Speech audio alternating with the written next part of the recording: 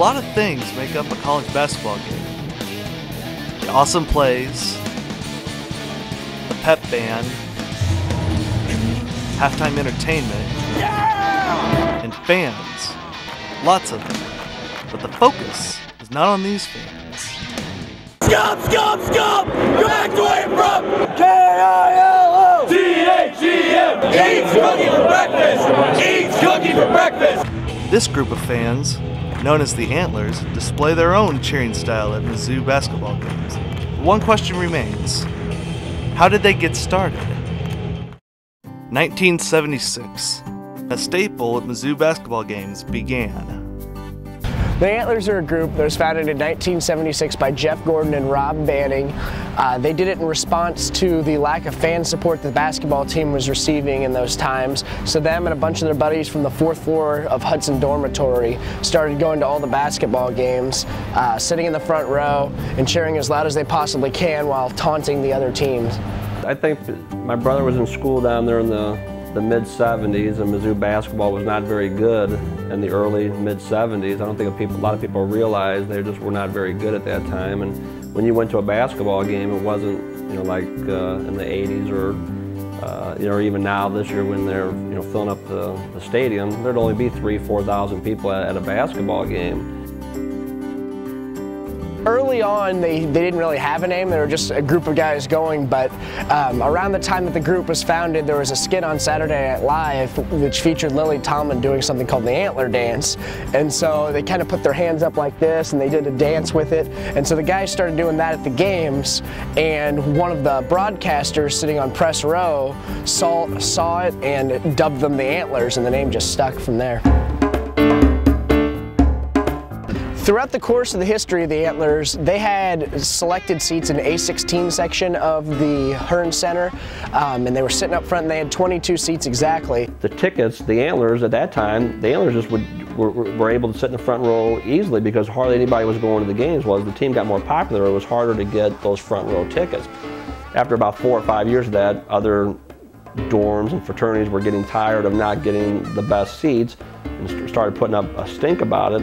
So one year they just decided to have like a scavenger hunt for the lottery tickets. And one of the radio stations would get on the radio at 2 o'clock and say, all right, here's the first clue for the #1 ticket in the student lottery for basketball tickets. And they'd have a clue where you'd have to go to maybe Ellis Library or something.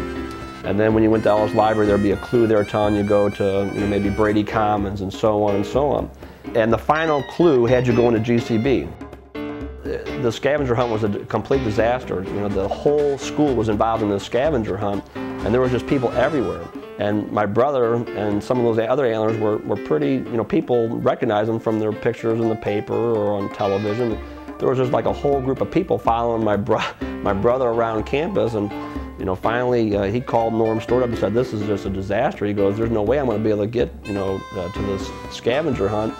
So Norm made a phone call, and the last clue, they kind of steered everybody away from the GCB building, and that's really where it was. And then they made another, another clue in between. So Norm Stewart kind of came in and helped the Antlers do like an in around to get into GCB first, and my brother got in there and got the #1 ticket, and then shortly after he got in there, then a whole horde of people came in there, and this was just like a regular classroom building, and literally a riot erupted because the students were so upset that the Antlers, magically got the best seat lottery again, that they literally tore up this room and and broke windows and broke desks, and it was a complete disaster. So needless to say, the university never had this scavenger hunt ever again for these tickets. And then they just came out in public and came up with a policy just saying that the Antlers are going to get these seats front row, and then we'll do a lottery or whatever for the other students.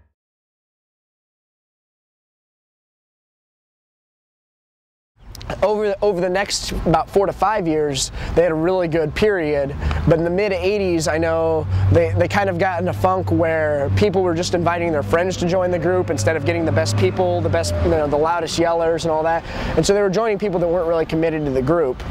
I remember one night going to one of my older brothers, George's friend's house, or apartment, I should say. And he just kind of pulled me aside, and I'll always remember this. He just pulled me aside and just said, you know, if you don't kind of keep this tradition going, then this group is going to die. And, you know, here I am, some 18-year-old kid, and he kind of laid that on me. When I got there, my first year, there was a lot of guys who I would consider to be bad antlers. They just wanted to be there to get the good seats, and they just sat there and they did nothing and weren't chanting or didn't want to do any work to help us, take the other team's mind off the game, so to speak. So the first year I was there, we had kind of, we joked around. We had kind of like a coup d'etat, and we just eliminated. We only kept about 6 people our first year, and everyone else we just said, you're no longer needed and whatnot. And we went way out of our way. We had a guy named Steve Vonderhaar, who was a good friend of mine, who was a great antler, kind of a behind-the-scenes antler. And we had another guy named Ken Rectine. We called him Fish, and another great antler. And they helped me out as far as, we just went out of our way to pick people who we thought had a passion for basketball and wanted to be part of something. But we went out, we really specialized on the people that we picked. We had a guy named Kevin Ross who now works in Hollywood. He's a very successful movie editor out in Hollywood. He's done a lot of the, if you name a major blockbuster, he's probably edited that movie. And Kevin was a great artist. And Kevin was a terrible antler as far as being at the game that day. He wasn't very vocal or whatnot, but his posters that he would do, his character drawings, I could show you some of them later on. His character drawings of players or making signs or whatever were just phenomenal. We had other guys who we picked just for their, like I mentioned, Steve Vonderhaar was a great, he graduated from the J School at Mizzou. Went on and worked for several newspapers in the Dallas area. Has his own business right now that revolves around the internet and writing for the internet. Very successful.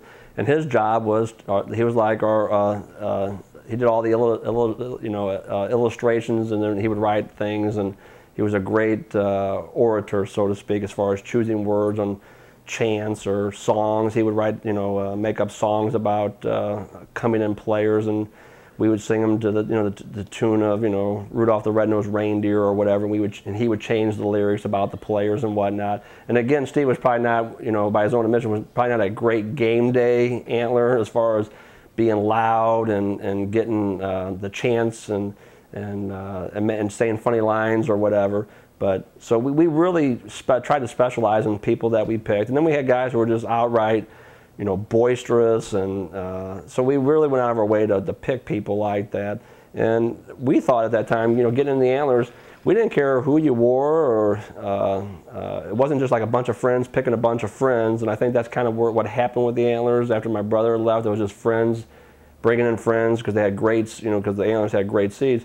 We were more concerned about people who wanted to have a passion for helping the Tigers out, and I think we achieved that. When they do stuff that's self-inflicted, we thought that was fair game. And Billy Tubbs, he got hit by a car while he was jogging, and obviously he was healthy. So to us, that was fair game. And before the game had started, we had a guy with a jogging suit on, with like a name plaque saying, Billy Tubbs, and then the old romper room cars. We had some romper room cars that were chasing him around the Hearn Center floor, and Norm Stewart was just dying laughing, and even Billy Tubbs. Some coaches were really good about what we would do and knew what we were trying to do and would go along with it and would laugh. Other coaches did not take too kindly to it. Billy Tubbs was a good sport about that, and of course the romper room cars ran over the fake Billy Tubbs as he was running around, and the crowd was laughing and going crazy. And even the players, from Oklahoma were laughing about it, and that's what we're trying to do. As far as particular ones that stand out, there were a few that stood out. We had the Brian Carr. He was the point guard for Nebraska, and we started a letter writing campaign the summer before they were coming. A guy named Jerry Jacob took it upon himself to write letters on a weekly basis to Brian Carr, preparing him for what he was going to experience when he came to Columbia. And again, it's just amazing how easy it is to get people's addresses and phone numbers, and we got the apartment address that he lived at, and the entire summer and the entire fall, we had one Antler who single-handedly wrote a letter dang near every week to Brian Carr, you know, just kind of preparing him what was going to happen when he came to Mizzou. He had like really bushy eyebrows, and we kind of made fun of him and said he looked like a Brezhnev from the old Soviet Union. And Brian Carr in his entire career scored a point, grade school, high school, and college. There was not one game he never played that he did not score a point. And when he came to Columbia, that was one of our proudest moments. When he came to Columbia that game, we had some other things that we did to him. On campus, we put like wanted posters and other things, you know, for other fans to know some things about this young guy, to cheer and taunt him during the game. And that game when he came into Columbia, he did not score 1 point that game. We have a lot of newspaper articles that I saved, and I always love reading, you know, some of these quotes from the players. And Brian Carr mentioned how he thought we really took him out of his game, and he did respect what we were doing. He didn't like getting all the letters and all the attention that we drew to him. But that one really stands out because we really took that kid out of that game that particular day. Anytime Kansas comes to town, it's a big game. And Larry Brown, before the game, you know, we called him a vagabond. Larry Brown at that time had already been to several different universities and colleges. Had a reputation for just kind of being at a place for 2 or 3 years, taking more money and going somewhere else. He went to the NBA, came back, and so, you know, we kind of called him a vagabond, and you know, said he looked like, we had a poster with a picture, a caricature picture of Larry Brown, and then a picture of Muammar Gaddafi from Libya, and, you know, said, you know, comparing how they looked, and, you know, we called him a vagabond, and we gave him an Antler shirt that said vagabond on the back before the game, and he put it on. The Post-Dispatch ran a picture of the paper the next day with Larry Brown wearing an Antler shirt. But they had a player named Greg Dreiling, who was about a 7-foot center, and like I mentioned before, he had checked into a drug rehab the summer before for cocaine. And before the game, this is probably one of the most, I was very intimidated by what I did, but I still did it, and, you know, I'm glad I did it. I had a mirror, you know, about yay big, and we put a bunch of baby powder on the mirror, you know, obviously representing cocaine, and they were doing their layup drill or whatever, and I was literally standing underneath the basket while they're doing their layup drill. And again, back in those days, there wasn't like the security that they have now. You would never be able to get on a floor of a major college while they're doing their layup drill and warm-ups and be literally 5 feet away from them underneath the basket, you know, saying anything, let alone having a mirror that had, you know, a bunch of fake cocaine on it. And every time Dreiling would come by, I was like, you know, come on, Greg, you know, you want to do some. And all the guys had straws and were pretending to snort cocaine. And he was a really big guy, and every time he came by me, he looked at me like he wanted to just tear my head off, and I was pretty scared at that time. But obviously, you know, he's not going to go flying off the handle and hit you. You know, you hope he doesn't at least. But that one really stood out too. That was a funny one too. We had another one that probably got the most publicity of any stunt that we ever did, and it was with the Jeff Greer when he was with Iowa State, and this was like in the mid-'80s, and Jeff Greer was the big Iowa State player. Iowa State was very good that year. They were nationally ranked in the top 10, and Jeff Greer was one of the better players in the country. And before the game, we had sent them a pizza, and we went to the hotel that they were at, and after they got their pizza, we were outside in a bunch of cars, and we knew what rooms they were in, and we were kind of honking our horns at them, and they were really pretty cool about things. The Iowa State guys, they were laughing about the pizza that we gave them that had, you know, the sardines and the nasty things on it, and Jeff Greer even said, he goes, I wish we had a group like you guys at Iowa State and whatnot, and that whole night went pretty well. And then the next morning, you know, we followed them to the Hearn Center, and we went down Stadium Boulevard, and we had 2 trucks. We had 2 guys in our group that had trucks, and we had everybody in the back of these trucks with signs, you know, just taunting the Iowa State guys and whatnot. And the Post-Dispatch had run an article in the paper the night before, or a day or two before the game, about how Jeff Greer was raised by his mother. And in the article, he, quote unquote, he said he considered himself a mama's boy.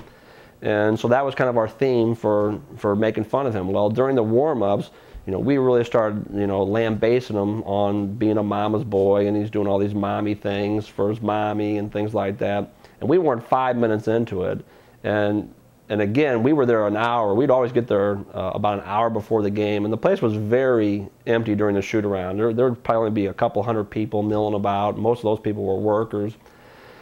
And Jeff Greer jumped over the press table, came up into the stands, and put his fist, and he was a big guy, his fist looked like a boxing mitt, and I was standing next to the guy that for some reason there was 25 of us or whatever, and he picked one kid out, a guy named Mike Harvey, who was sitting next to me, and put his fist in Mike Harvey's face, and he says, you say one more thing about my mama, and I'm gonna, blankety blank and knock your head off and this and that.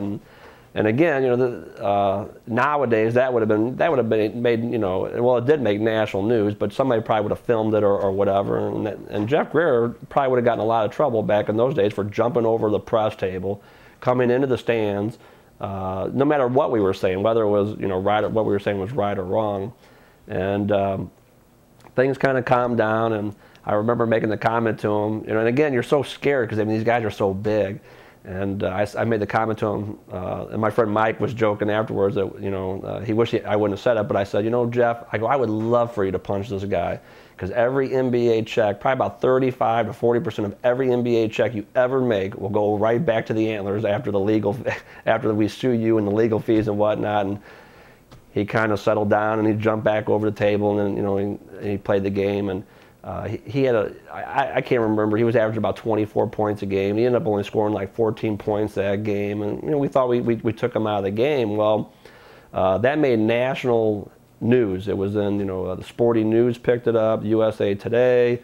Apparently the Iowa State athletic director called Jack Langle, he was the athletic director in those days, and complained about all the things that we had done to Iowa State. And to be quite honest with you, made up a lot of fictitious things. He said that we were at the hotel at 4 o'clock in the morning pounding on their doors and things like that. And we delivered that pizza like at 9 o'clock at night. We were out in the parking lot while they were up in the window exchanging a conversation. That was probably about 10 o'clock at night. Johnny Orr was the coach at that time, and Norm Stewart and Johnny Orr just hated each other's guts. And Johnny Orr made up a lot of things about what we did. He said that we were pounding on the doors. He said that when we were driving to and from the hotel to the stadium, that we were cutting them off the road and things like that. Just things that were just not true.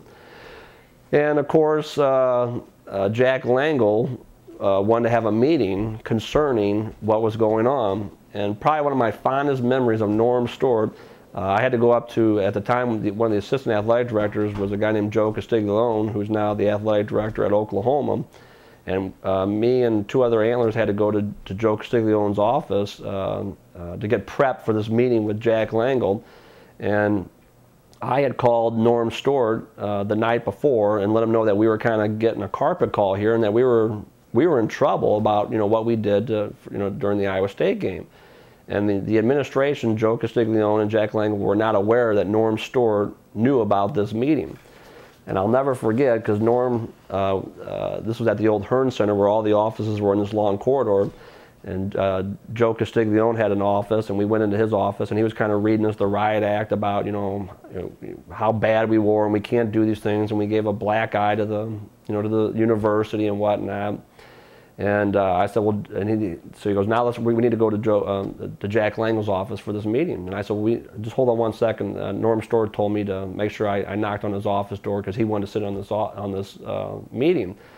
And Joe Castiglione's eyes just got like saucer, got really big. Like, well, what's Coach Stewart doing in this meeting? And I said, well, I told him about what was going on, and he wants to sit on it. And So someone went down and knocked on Norm's office. He comes storming out of his office, and I mean just storming out of his office and marching right towards us. And he said, any other goddamn university, you guys would be getting a medal pinned on your chest, but not, not here. You're gonna get, your hand slapped because you're doing something fun and creative. And that lying SOB Johnny Orr is just causing more trouble, blah, blah, blah. So we marched down into the athletic director's office, and Jack Langle was sitting in there, and he was kind of reading off all these things that Johnny Orr said that we supposedly had done. And it was so funny because about 10 minutes into the spiel about all these things that, we did not do any of the things that were on what they said that we were doing. They were just outright lies. I guess they were just trying to get us in trouble, or another way for Iowa State getting back at us. They lost the game, obviously.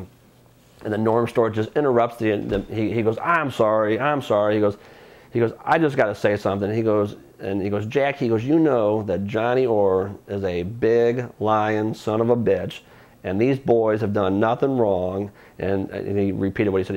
Repeated what he said out in the hall about 10 minutes earlier. He goes, any other goddamn university, and these boys would be getting a medal pinned on their chest, but not here. And the meeting kind of died down. I've got a letter I'll show you that was sent from Jack Langle that was addressed to me and the Antlers about what was proper behavior as far as impeding traffic to and from sporting events. But I just love the way Norm stood up for us at that meeting, and that particular incident kind of drew the line. A lot of people at that time, I thought we were very clever. Again, I don't think we ever stepped over the line on what we were doing for our prep and what we were saying or chanting during the games or what we did before the games. And a lot of people, got on the bandwagon with us and were like, these guys, did nothing wrong. But there was a lot of people that thought we had crossed the line. And obviously, if they had just read what was in the paper, that was basically outright lies, then I guess that you can't have people impeding other people's traffic going to a basketball game, and we never did anything like that. And we didn't at 4 o'clock in the morning try to keep these basketball players awake by pounding on their doors. We didn't do things like that. So it was a very interesting time where people either got on the bandwagon with us or thought that maybe we were a little too vicious, so to speak. For KU games, we all go to Goodwill, and we all get dresses, and then we all, the night before the game, shave our heads into mohawks or other crazy haircuts. And it started back in the 80s. There was an article written that said Lawrence, Kansas had the highest per capita rate of transvestites in the country. So, taking that article, the guys back then decided that they would start wearing dresses at the KU game, and then somewhere along the line, they decided it would be a good idea to pair the dresses with a mohawk. So, the tradition now is the night before the KU game, we all get together and we go to Kentucky Fried Chicken and have chicken hawk dinner. We eat some buffet, and then we go back to somebody's house and we all get haircuts. Everyone will get a mohawk or something else crazy and do that, and we all have our time to discuss stuff before the KU game. Back when Mike Anderson was at Arkansas and Norland Richardson was the coach, the Antlers actually found out the time that the Arkansas plane would be landing, and then got up next to the bus and followed the bus all the way to their hotel. And when they got out of the bus at the hotel, the Antlers actually had the head of a hog on a stick, because Arkansas is the Razorback, so they had a hog on a stick, and they were waving it around everywhere and just screaming and yelling, ranting and raving, just trying to intimidate these guys. Nolan Richardson said that actually hog's blood got on his suit that day and ruined his suit, but we've never seen proof of that. But that's another thing that we did that was just could be considered crazy. And so he was all upset, so we went to Goodwill and bought him a new sport coat and shipped that to him. So the Antlers were actually banned. They had their seats taken away. At that time they had seats, and they had two separate incidences. One where they had a sign that said Corey Beck has syphilis, CBS, when we had a nationally televised game against Arkansas. And then there was a second incident where something was said, and I don't know what was said that time, where a player actually ran into the stands and tried to fight him. And so after those two incidents, and there was probably other stuff, the university decided that they were going to ban the Antlers for a year. A year later, the Antlers were back in the A section. it was the last 2 rows of A16, and basically we had as many antlers as we had seats, so that's why our group was so small. We had 28 seats, that's why we had 28 antlers. Now, if we ever had a time, we never came across that, but we'd take, you know, 25 antlers or 20 antlers if that's all we could find that were quality. We're not the Tiger Slayer, we're not the Zoo Crew. We're for quality, not quantity, and you know, so that's kind of our outlook on it. Another thing, Ryan Robertson, he was from St. Charles West High School, and he decided to go to Kansas, and that's just not acceptable, a Missouri boy going to Kansas. So we made a sign, and it seriously took 6 of us to hold the sign, and wrote "for a good time call" and put his actual phone number on it. And from what I hear, he had to actually end up getting his phone number changed because he got so many phone calls. Texas was, if we won the game, it was the last game of the year, last Big 12 game of the year, and if we would have won the game, we would have gotten something like 2nd in the conference. But if we would have lost the game, we would have gotten 6th in the conference. So it was a hugely important game, and so we were playing in Austin, and we got all the players' phone numbers, and we just started calling them. We started about 2 in the morning, and we just called all night. And you'd think these guys would be smart enough to take their phones off the hook at some point, but they did. And so you just sit there, and I mean, oh my God, we learned all kinds of new swear words that night. It was pretty funny, but I'll never forget in the pregame shoot-around, Mike Kelly was looking at the Texas players warming up. He goes, "You know, you think Texas would be more up for this game? They just look tired." And it was just really funny just seeing seeing their reaction to that. You know, they just, I don't know why they never took their phones off the hook, but they just let us call them all night. On April 1st, 1999, Norm Stewart, coach for 32 years, announced his retirement.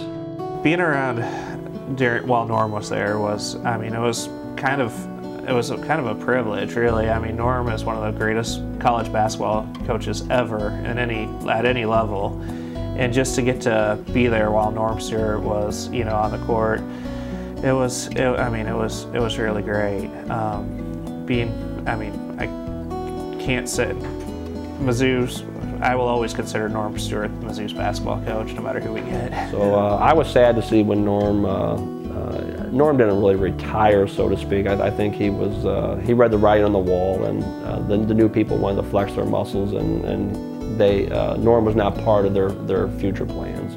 The Antlers have never been a university-affiliated group, so we weren't necessarily entitled preferential seats, and so they put out some stipulations on our behavior and things they wanted us to do if we wanted to keep our seats. And the guy in charge at the time, his name was Colin Glennon, decided that we didn't want restrictions put on us. We didn't want to become a university-affiliated group because then that would hinder what we can do, so we'll just take our chances with the general student population. So starting actually the year before I joined, we had our seats taken away, and we just became general students and had to, you know, rush down and get to the seats as early as possible. So what we started doing was just showing up first. And now if you look in front, you know, before a Mizzou game, you'll see Antlers lined up before anybody in the general student section. They don't sit with the Zoo Crew because that's a completely different deal, but we'll be the first ones for our seats, and we'll get up as close as humanly possible. It's hard when you're 80 yards away to effectively chant or say something about that guy while he's at the free throw line, as opposed to when you're front row at mid-court and every word can be heard. So I'm just guessing they're probably not as effective any longer than we were. But again, not by anything that they've done. It's by the administration moving their seats away from mid-court. In 2004, the Tigers played their last game in the Hearns Center. They moved to their new home, Mizzou Arena. The Hearns Center was awesome. I loved the Hearns Center. I mean, this is just opinion, but I feel like it held the noise in down to the court better. Like, it just seemed a little bit louder.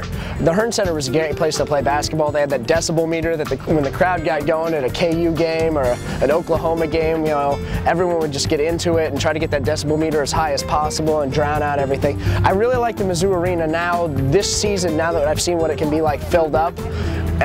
for a game other than just KU, we can get that place rocking too.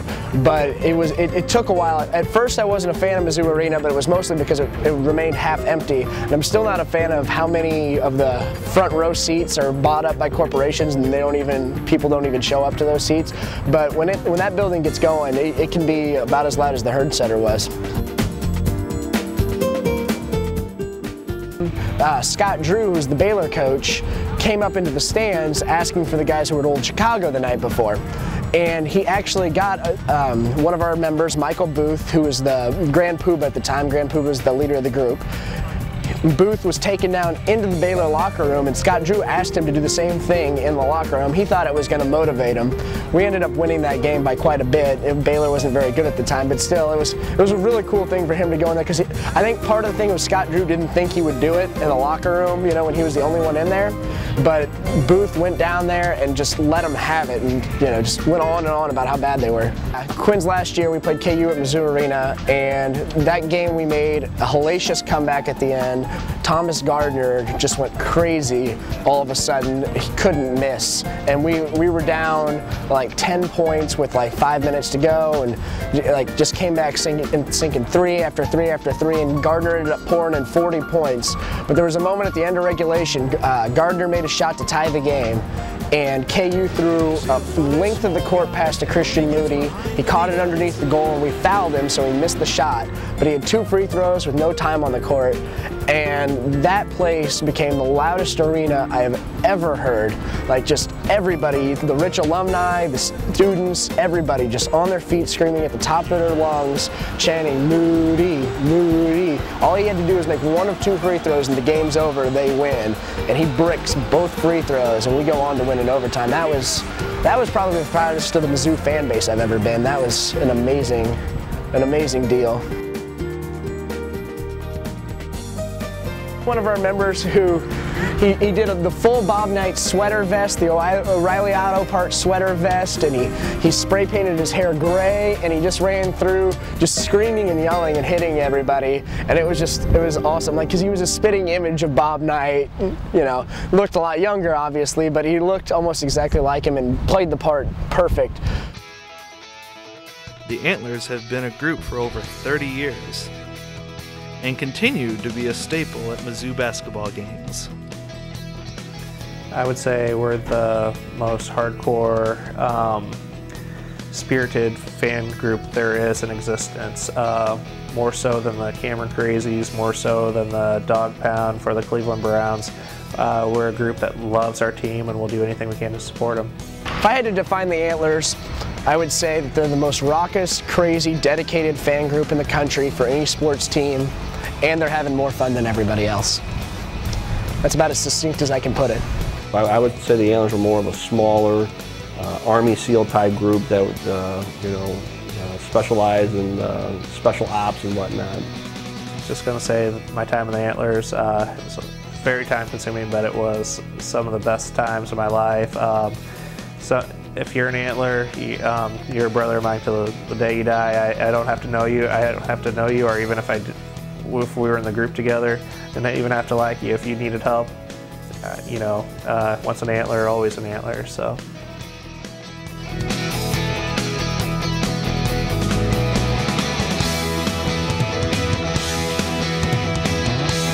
Kyle Koki has Gunnery. Sounds like a lot. Is it over the summer?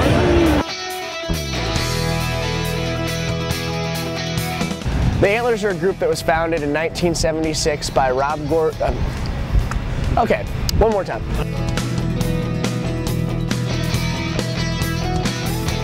This is what I wore to every game here. I'd just put this thing on like this, and I would do my thing.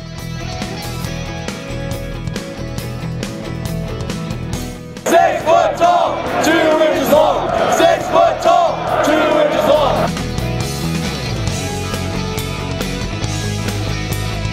My God, a couple times during the game, because he was standing right next to me, I thought Bobby Knight was standing next to me, because he was a spitting image of it. It was hilarious.